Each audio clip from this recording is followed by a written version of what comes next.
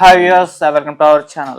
రామ్ చరణ్ గారి పెద్ద సినిమా మరి రిలీజ్ కి అయితే తొందరలో ఉంది. ఏప్రిల్ 30 రిలీజ్ అనౌన్స్ చేస్తారు. మనకు తెలిసిందే. రిలీజ్ కి ముందరే ఈ సినిమా నాన్ థియేట్రికల్ బిజినెస్ భారీగా జరుపుకుంటుంది అని చెప్పేసి వార్తలు వస్తున్నాయి. మినిమం 150 కోట్లు దాటిందని కూడా చెప్తున్నారు. మరి బిజినెస్ పరంగా ఎలా ఉంది, మరి రామ్ చరణ్ గారి కెరీర్ లో ఇది ఏ స్థాయిలో విజయం సాధించే అవకాశం ఉంది, ఇప్పుడు దీనికి సంబంధించి డిస్కస్ చేయడానికి ప్రజెంట్ మనతో పాటు ప్రముఖ ప్రొడ్యూసర్ నట్టికుమార్ గారు ఉన్నారు. వారిని అడిగి తెలిసిన ప్రయత్నం చేద్దాం. నమస్కారం సార్. సార్, పెద్ద సినిమా మరి ఏప్రిల్ 30 ఇంకో 2.5 months ఎలా ఉండబోతుంది? బిజినెస్ ఇప్పుడు నాన్ థియేట్రికల్ బిజినెస్ ఓటీటీ వాళ్ళు ముందే కన్నేసి ఉంచుతారు కాబట్టి భారీగా జరిగిందని చెప్పేసి వార్తలు వస్తున్నాయి. సార్, ఎలా ఉంది సార్? ఇది 2026 కొనిదెల ఫ్యామిలీ యుగం. కొనిదెల ఫ్యామిలీ సక్సెస్ యుగం. ఒకటి మనవర్ ప్రసాద్, రామ్ చరణ్ గారి కవల పిల్లలు, Bhagat Singh 26 release, biggest hit. మీరు ఇప్పుడే రాసుకోవచ్చు. పెద్ది బిగ్గెస్ట్ హిట్ అంటే black buster.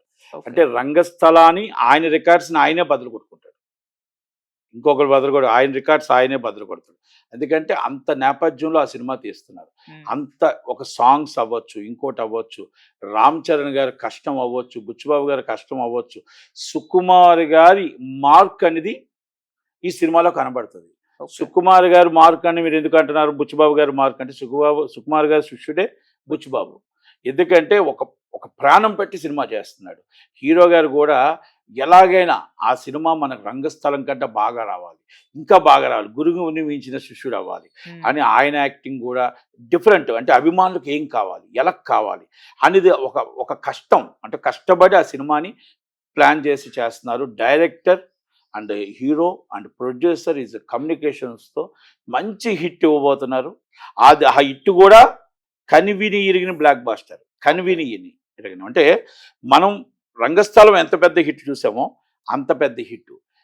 మనవర్ Prasad, Bhagat Singh and Peddi hat trick, Konidela family hat trick. Konidela family hat trick. ఇంకా ప్రతి చెప్తున్నా ఈ సంవత్సరం కొనిదెల ఫ్యామిలీ యుగం అంతే. కాకపోతే చిరంజీవి గారు ఇప్పుడు ఒకటి అంటారు, 10 మంది బాగుండాలి, 10 మందిలో నేను ఉండాలి, 10 మంది బాగుండాలి, ఆ 10 మందిలో నా కొడుకు ఉండాలి, నా కోడలు ఉండాలి, 10 మంది సంతోషంగా ఉంటేనే మా కుటుంబం సంతోషంగా ఉంటుంది అంటాడు. It's a great. ఎందుకంటే ఆయన అడుగుజాడల్లోనే రామ్ చరణ్ గారు కానీ, రామ్ చరణ్ గారి భార్య కానీ ఇద్దరు నడుస్తారు. హెల్త్ ఇష్యూ వచ్చినా, కష్టం అన్నా, బాధ అన్నా ఆదుకోవడంలో కానీ, మంచితనంలో కానీ ఆ కుటుంబం ఎప్పుడూ ఉంటుంది. వాళ్ళు సంపాదించిన డబ్బులో కొంత డబ్బు జంతు సంరక్షణకు అవ్వచ్చు, పేద ప్రజల కోసం అవ్వచ్చు, హెల్త్ కోసం అవ్వచ్చు, వాళ్ళు ఖర్చు పెడుతున్నారంటే ఆ కుటుంబం ఎప్పుడు బాగుండాలి, నిండు నూరేళ్ళు ఉండాలని మనం కోరుకుంటాం. ఎందుకు కోరుకుంటాం అంటే ఆ కుటుంబం బాగుంటే ఆ సినిమా హిట్ అయితే కార్మికులు బాగుంటారు, 10 మంది పేదవాళ్ళకి 10 మందికి సహాయం చేయడానికి ముందుకు వస్తారు. కాబట్టి కొనిదెల ఫ్యామిలీ ఎప్పుడూ బాగుండాలని కోరుకుంటాం. కనుక మీరు ఇప్పుడు చెప్తున్నారు 150 కోట్లు బిజినెస్ అయ్యిందా, 135 కోట్లు అయిందా, ఇస్ ద బిగ్గెస్ట్ బిజినెస్ అయితే నాన్ థియేట్రికల్ అయింది. థియేట్రికల్ బిజినెస్ కూడా నిన్నటితో మూడం అయిపోయింది. Started theatrical business and very biggest business.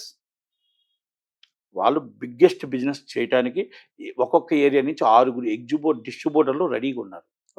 Distributors ఎంతకైనా ఇచ్చి కొనడానికి రెడీగా ఉన్నారు రామ్ చరణ్ గారి సినిమాకి. చాలా మంది అనొచ్చు, బిగ్గెస్ట్ ఫ్లాప్ అయింది కదా, మీకు గేమ్ చేంజరు ఫ్లాప్ అయిన తర్వాత ఈ సినిమా ఎందుకు కొంటున్నారని.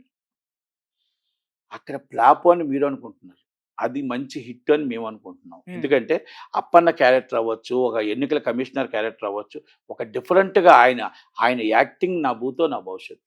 అందుకనేసనే ఈ సినిమా మీద ఎక్స్పెక్టేషన్స్ చాలా ఎక్కువ ఉన్నాయి.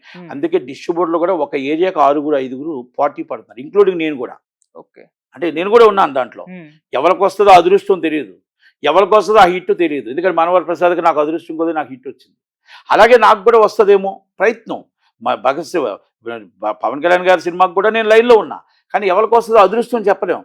అంటే సినిమా వస్తే అదృష్టం వస్తుందని అంటారు కదా, ఆ అదృష్టం ఎవరికి వస్తుందో చెప్పలేము. కానీ అంటే అంతమంది పోటీదారులు ఉన్నారు కనుక సినిమాని బయర్స్ లేరు అంటారు. బయర్స్ ఒక్కదానికి 6 ఉన్నారు కనుక బిగ్గెస్ట్ బిజినెస్ అవ్వడానికి కానీ, బిగ్గెస్ట్ ఈరోజు నాన్ థియేటర్గా కొనడానికి కానీ, ఈ సినిమా బిఫోర్ హిట్ అని చెప్పడానికి బుచ్చిబాబు గారు, మన రామ్ చరణ్ గారి acting, Konidela family super hit యుగాలు. వాళ్ళకి ఈ 2026 ఏది పట్టుకున్నా బంగారమే. బంగారం లాంటి పిల్లలు అందరూ కూడా హ్యాపీగా 10 మంది ఎందుకంటే నీ కుటుంబం ఎప్పుడు కూడా 10 మంది బాగుండాలనుకున్నప్పుడు ఆ కుటుంబం బాగుండాలని ప్రపంచమే దీవిస్తుంది. అందుకే కొణిదెల ఫ్యామిలీని చిరంజీవి గారిని ఎప్పుడు కూడా 10 మంది ఆయన బాగుండాలి, ఆయన కుటుంబం బాగుండాలని దీవిస్తూ ఉంటారు. ఎదుటి వాళ్ళకి ఎవరికి కాంట్రవర్షియల్ గారు, ఏ రోజు ఎదుటి వాళ్ళని ఒక మాట అనరు. కనుక ఉపాసన గారు, రామ్ చరణ్ గారు కూడా భార్యాభర్తలు ఇద్దరు ఈ సాయం చేసే చెయ్య కానీ లాక్కునే చెయ్యి కాదు. అందుకనే బాగుండాలని, సినిమా పెద్ద హిట్ అవుతుందని, రంగస్థలం రికార్డ్స్ మళ్ళీ ఆయనే కొట్టి బిగ్గెస్ట్ హిట్ ఈరోజే చెప్తున్నాను, మళ్ళీ బిగ్గెస్ట్ హిట్ బ్లాక్ బాస్టర్ అవుతుందని. మనం ఈ సినిమాని రిలీజ్ ఏప్రిల్ 30కి చాలామంది ఏప్రిల్ 30 అవ్వదేమో రాదేమో అనుకుంటున్నారు. ఆ ఆలోచనలు పడొద్దు. మార్చి 26వ తారీఖు భగత్ సింగ్ వస్తుంది, పవన్ కళ్యాణ్ గారిది. తర్వాత అబ్బాయి సినిమా రామ్ చరణ్ వస్తుంది. ఫాదర్ మనవర్ ప్రసాద్ బ్లాక్ బాస్టర్, తమ్ముడు బ్లాక్ బాస్టర్ మార్చి 26 పవన్ కళ్యాణ్ గారు, కొడుకు బ్లాక్ బాస్టర్ 3 హ్యాట్రిక్లతో కొణిదెల ఫ్యామిలీ. సంతోషం హద్దులు లేవు, అభిమానులకు హద్దులు లేవు. కనుక సినిమా ఇస్ బిగ్గెస్ట్ హిట్. ఇది బిఫోర్ టాక్ చెప్తున్నాను. Thank you very much. Sir ఇంకోటి, మెగా అభిమానులు ఒక సెంటిమెంట్ ని కూడా సెలబ్రేట్ చేసుకుంటున్నారు సార్. అదేంటంటే హిట్లు లేని రణబీర్ కపూర్ కు పాప పుట్టిన తర్వాత ఎనిమల్ సినిమా 1000 కోట్లు. రణ్వీర్ సింగ్ కూడా ఎంతో కాలం నుంచి హిట్ చూస్తున్నా దొరకలేదు. మళ్ళీ ఆయనకు పిల్లలు కలిగేసరికి దురంధర్ సినిమా 1000 కోట్లు. ఇప్పుడు రామ్ చరణ్ గారికి కూడా కవల పిల్లలు పుట్టడం జరిగింది. పెద్ద సినిమా కూడా 1000 కోట్లు టార్గెట్ ఈజీగా రీచ్ అయ్యే అవకాశం ఉంది. ఈ సెంటిమెంట్ కూడా అవ్వాలని దేవుని కోరుకుందాం, కలెక్షన్ రావాలని దేవుని కోరుకుందాం, ఆ కుటుంబం బాగుండాలని దేవుని కోరుకుందాం. ఆ కుటుంబం ఎప్పుడు బాగుంటే 10 మందికి సహాయం చేస్తుంది, చెయ్యాలని కోరుకుందాం. ఆయన బిగ్గెస్ట్ హిట్ రావాలని మీరు నేను అందరం కోరుకుందాం. అభిమానులు కూడా వాళ్ళ కోరిక మేరకు ఈ సినిమా అంత డబ్బులు చేయాలని కోరుకుందాం. Thank you very much. Thank you.